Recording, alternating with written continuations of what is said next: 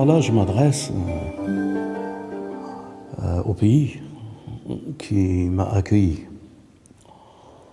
au pays où je vis, au pays où Dieu a donné naissance à mes enfants. Je lui veux du bien. Je lui veux que prospérité, sérénité et beaucoup de choses.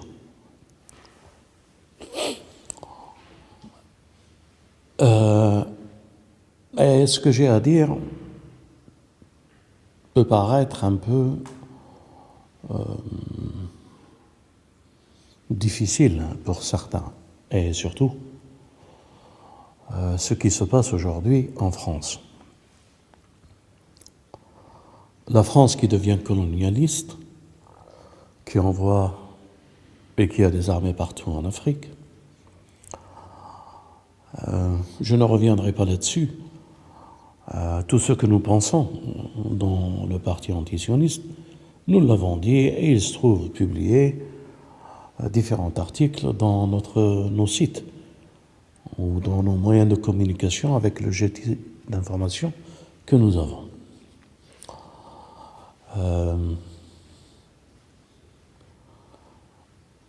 La France est en Afrique. Je peux vous dire une chose, elle n'est pas en Afrique pour ce qu'elle prétend. Elle est là parce que pour elle, la France socialiste, comme la France de droite, qu'il n'y a pas d'autre moyen que d'assurer ses arrières, son futur économique, ses entreprises. Alors, des stratégies élaborées, des plannings et des objectifs. L'Afrique en fait partie. Aujourd'hui, elle est dans différents théâtres d'opération en Afrique.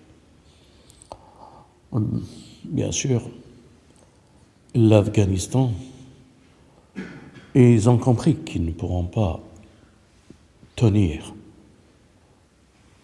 Alors, ils ont préféré rapatrier, c'est ce que nous leur avons conseillé déjà au début. Je me rappelle toujours, on leur disait, je dis aux responsables, on disait aux responsables, combien vous faut-il de morts français pour rapatrier nos soldats français d'Afghanistan? Combien voulez-vous qu'ils meurent? Et qu'est-ce que vous allez dire à leurs familles quand vous ramènerez leur cercueil? Il est mort pour la patrie? C'est faux. Il n'est pas mort pour l'intérêt de la France. Il est mort pour l'intérêt des États-Unis, de l'OTAN. Il est mort au service du sionisme, des banques et des intérêts. Le pauvre soldat qui revient dans un cercueil en lui donnant un pins, pense-t-il élever sa mémoire pour les générations qui restent, qu'il est mort pour la patrie. Combien de Français sont morts, soi-disant, pour la France en Algérie? Tout ceci n'est que des mensonges colportés par des partis politiques pour uniquement coloniser, piller et renforcer un destin de voleurs. Aujourd'hui, les colonisations, vous pouvez les situer au niveau que vous voulez, c'est un groupe de mafieux économiques qui fait des stratégies d'affaires et qui envoie des mercenaires sur les théâtres d'opérations militaires. Et ils vous montreront à la télévision qu'ils sont là pour sauver un peuple. C'est-à-dire qu'il y a des méchants et il y a des gentils. Et qu'ils envoient toute une armée pour mourir, pour les gentils, contre les méchants. Mais quand on arrive à une telle devise de gentils et de méchants, ne faudrait-il pas avant tout se regarder sur une glace? Qui êtes-vous? De quelle autorité? Mais qui vous permet? Mais pour qui vous vous prenez?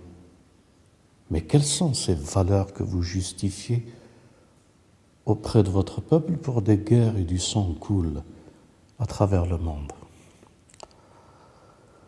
La colonisation fait des ravages aujourd'hui. L'Algérie sera la prochaine cible. Et ils ont du mal à s'y frotter.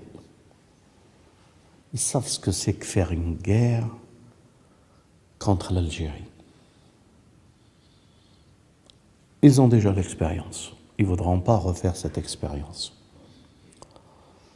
Alors, ils trouveront des solutions pour pouvoir, encore une fois, encercler l'Algérie. Et le printemps arabe, manipulation de Sarkozy, Lévy, pour ce qui s'est passé en Libye, ces malades mentaux pseudo-islamiques qui ont tué leur chef, leur président, quel qu'il soit d'ailleurs, qu'il soit bon ou mauvais, n'est pas le cas, pour le remplacer par l'OTAN. Franchement, les frères, quel islam! Quel islam! Et prétendant faire la charia. Quelle charia! Permettre de promettre un corrompu, le juger, le tuer, avec l'aide des plus grands corrompus de l'Occident, voleurs, qui méprisent l'islam et le monde arabe, et l'Afrique tout entière. En somme, nous sommes dans un monde où les contradictions deviennent de plus en plus grandes, que même quelqu'un qui n'a pas été à l'école ou qui n'a pas suivi une formation politique ou quoi que ce soit, il voit les lacunes et les contradictions. Donc, que dois-je dire encore pour les colonisateurs et en l'occurrence pour notre pays, pour la France? Français, quand est-ce que vous allez vous réveiller? Toutes les colonisations jusqu'à aujourd'hui n'ont servi qu'un seul maître, les banques, les affaires et le sionisme. Vous êtes vous-même pire que les Africains, victime du plus grand complot, votre christianisme balayé, votre identité, votre origine, soufflée. Il ne reste rien de chrétien chez vous. Quand est-ce que vous allez vous réveiller? Ce pays est à vous. Ne laissez pas la mafia de droite comme la mafia de gauche vous le prendre. Reprenez votre droit. Et nous sommes là pour vous aider. Ça, c'est un appel pour vous. Mais le pire que ce que je voudrais dire dans ce contexte, c'est que nous sommes des croyants, nous sommes des musulmans. Nous avons la même pensée que les juifs musulmans ou que les chrétiens musulmans en ce qui concerne un certain peuple que nous appelons communément le peuple de Lot. Un jour, dans l'histoire qui nous a été rapportée, dans les livres saints, il y avait un peuple qui avait légiféré pour rendre naturel ce qui n'était pas naturel. Je parle des mariages pour tous. Lorsqu'ils ont légiféré, et je tiens à le dire aujourd'hui, nous sommes samedi, une loi qui s'appelle loi numéro 1, adoptée par le Parlement, sur le mariage pour tous. C'est-à-dire la France a légiféré, comme d'autres pays, quelques-uns. Eh bien, nous leur rappelons aux chrétiens, aux juifs, et surtout aux juifs antisionistes, que nous sommes dans un moment critique. Pourquoi critique? Eh bien, parce que nous croyons à un livre, nous croyons à la Bible, à l'Évangile, nous croyons à ce qui a été révélé aux prophètes, nous croyons à ce qui nous a été révélé à notre messager. Que lorsque le peuple légifère une loi pour le mariage pour tous, Dieu le détruira. Ça veut dire quoi? Eh bien, ça veut dire tout simplement, nous sommes revenus à l'histoire de Lot, Mais maintenant, c'est l'histoire de la France. L'histoire de la France et du mariage mixte. Malédiction de Dieu va s'abattre sur ce pays. Vous le verrez de vos yeux. Je n'annonce rien, c'est la lecture du livre qui s'impose. Et en tant que croyants, nous prévenons tous les autres croyants, en l'occurrence musulmans, juifs et chrétiens, puisqu'une telle loi a été légiférée, puisque vous connaissez vos livres saints et ce qu'ils lisent sur ça, et vous connaissez la fin de cette histoire pour ce peuple. Donc vous devez savoir qu'il est grand temps de se préparer pas à un choc, mais à une catastrophe.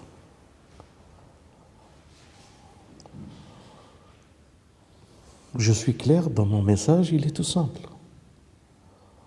Ils ont légiféré, eh bien, qu'ils s'attendent à ce que Dieu légifère contre eux.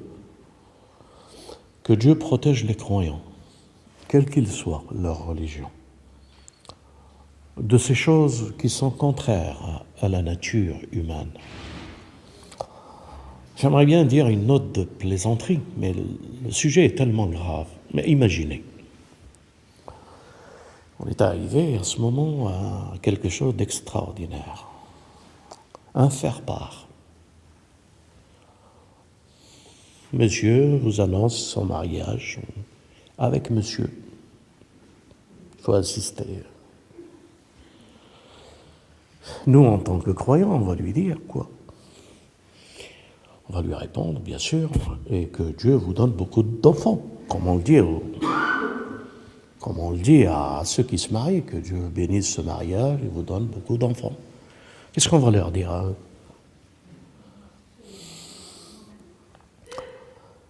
Eh bien,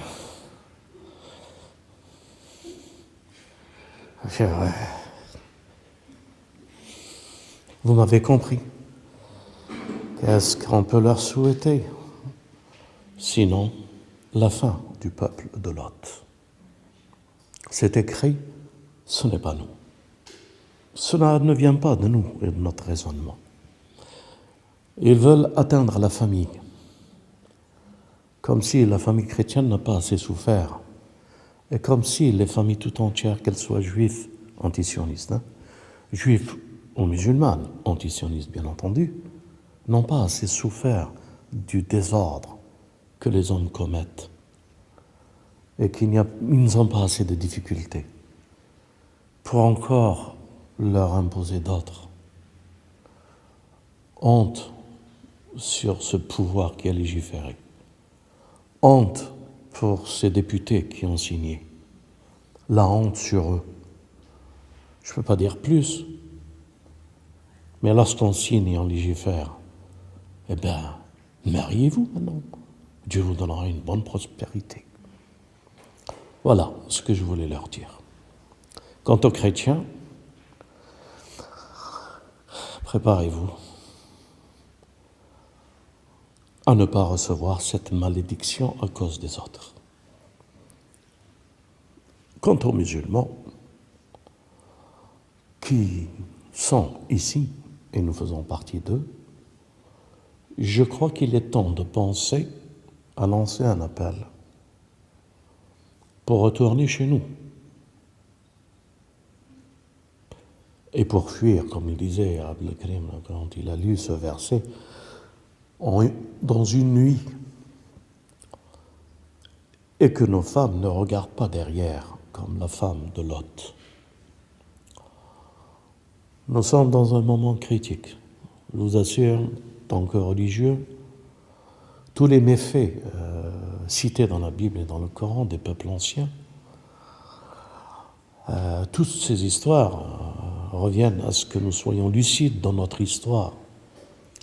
Toutes ces histoires se sont rassemblées aujourd'hui dans notre histoire. Et aujourd'hui, dans notre histoire, ces peuples, chacun à leur tour, ces cités, Dieu les a exterminés.